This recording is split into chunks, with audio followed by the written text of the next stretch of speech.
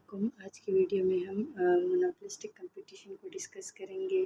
तो पहले मोनोपोलिस्टिक के कंपटीशन की एक ओवरव्यू है कि मोनोपोलिस्टिक कंपटीशन हमारे पास वो कंपटीशन है, एक मार्केट स्ट्रक्चर होता है जिसमें हम प्रोडक्ट को सेल आउट करते हैं, लेकिन प्रोडक्ट जो होती है वो सेम होती है लेकिन आइडेंटिकल नहीं होती। इसकी डेफिनेशन से हम इसको और एक्सप्लेन करेंगे।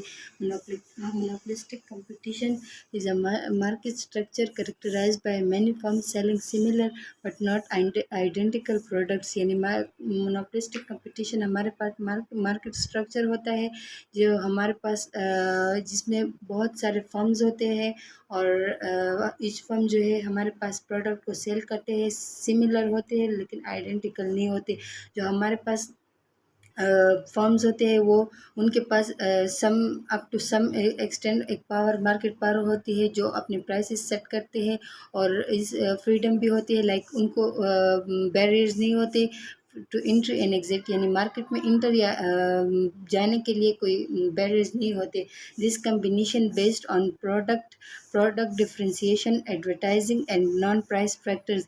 हमारे पास जो ये डिफ्रेंशिएशन है या ये कॉम्बिनेशन है, हमारे पास प्रोडक्ट डिफ्रेंशिएशन पे आ जाता है, यानी उनकी प्रोडक्ट कैसे है, वो एडवर्टाइज कैसे करते हैं, और जो हमारे पास नॉन प्राइस फैक्टर्स होते हैं उन पे बेस करता है।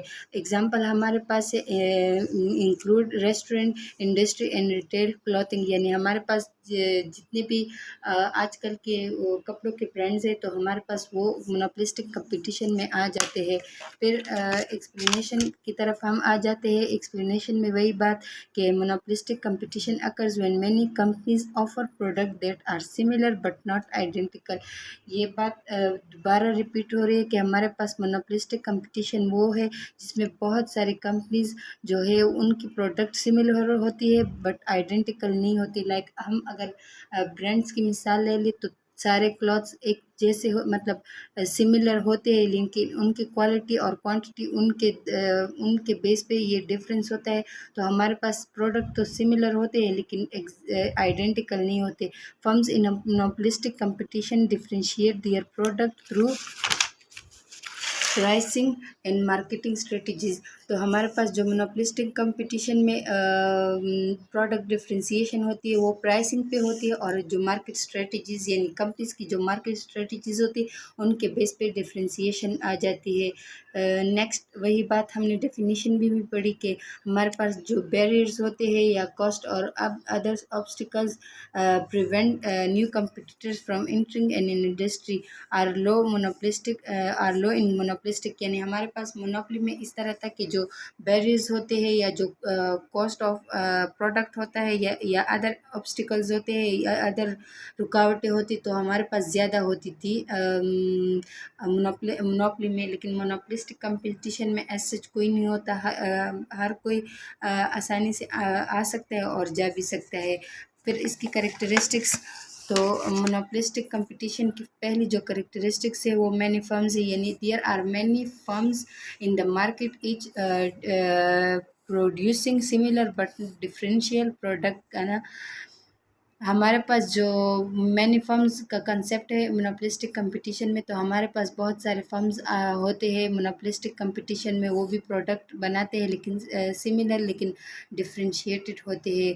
फिर हमारे पास है प्रोडक्ट डिफ्रेंशिएशन, जो हमारे पास है ईच फर्म प्रोड्यूस गुड्स और services that are slightly differentiation from those of its competition. हमारे पास जो मोनोपोलिस्टिक कंपटीशन में प्रोडक्ट्स होती है या सर्विसेज होती है वो स्लाइटली जो कंपटीटर हो उससे स्लाइटली थोड़ा डिफरेंट होता है।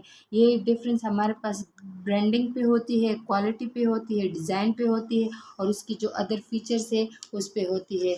Limited control over price, while firms in monopolistic competition have some control over the price they charge, यानी हमारे पास जो फर्म्स होते हैं उनकी जो मार्केट पावर होती है वो थोड़ी होती है ताकि वो अपने प्राइसेस को सेट कर सके। They are constrained by the competitive, ये हमारे पास कंस्ट्रेंट यानी उनके लिए जो उनके कंपिटिटर होते हैं वो एक तरह के रुकावट होते हैं, यानी अगर वो प्राइसेस कम चार्ज कर ले ज़्यादा चार्ज कर ले तो उनके कंपटीटर्स प्राइस लो चार्ज करते, तो इस तरह उनकी सेल आउट नहीं होती, यानी उनकी सेलिंग नहीं होती।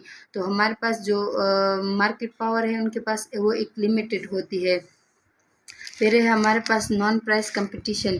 इन addition to setting price, firms in monopolistic competition often engage in non price competition. ये हमारे पास नॉन प्राइस कंपटीशन में भी आ जाते हैं। उसमें हमारे पास क्या आता है, this include advertising, branding, product innovations and customer service. ये हमारे पास नॉन प्राइस कंपटीशन होते हैं, यानी उसमें एडवर्टाइजिंग आ जाती है, ब्रांडिंग आ जाती है, हमारे पास जो प्रोडक्ट इनोवेशन होती है वो आ जाती है, और कस्टमर सर्विस स्पेशली तो ये उसमें भी इन्वॉल्व होते हैं। These efforts aim to differentiate the product and create a loyal customer base. और ये चीज़ें या ये कोशिशें हमारे पास एक लॉयल कस्टमर बेस को क्रिएट करने में हेल्प आउट करती है। इसके बाद नेक्स्ट हमारे पास आ जाते हैं प्रोज एंड कॉन्स, यानी मोनोपोलिस्टिक कंपटीशन की एडवांटेजेस एंड डिसएडवांटेजेस। एडवांटेजेस में ये है few barriers to entry for new companies, यानी इसमें एज सच कोई बैरियर्स नहीं होते। वैरायटी, कंज्यूमर के पास बहुत सारी वैरायटीज़ ऑफ गुड्स आ जाती है। Company decision making power for price and marketing. हमारे पास जो कंपनी है वो खुद मार्केट प्राइसेस सेट करती है और मार्केटिंग करती है। Consistence quality of product for consumer, जो हमारे पास प्रोडक्ट की क्वालिटी है उसको बेहतर से बेहतर बनाने की कोशिश करते हैं। कौन जो हमारे पास है, many competitor limit access to economies of scale. इसमें हमारे पास बहुत सारे कंपटीटर्स ऐसे होते हैं जिनकी उनकी जो एक्सेस है इकोनॉमीज ऑफ स्केल तक वो लिमिटेड रह जाती है। Insufficient company spending on marketing, packaging and advertising. हमारे पास जो कंपनीज है वो इनएफिशिएंट, यानी उनकी जो पैकेजिंग है या एडवर्टाइजिंग कॉस्ट ये इनएफिशिएंट होता है। Too many choices for consumer means extra research for consumer, यानी हमारे पास ये बात सही है कि इसमें टू मैनी चॉइसेस होते हैं, लेकिन उन टू मैनी चॉइसेस में फिर कंज्यूमर को रिसर्च करना पड़ता है, तो ये भी हमारे पास इसकी एक डिसएडवांटेजेस है।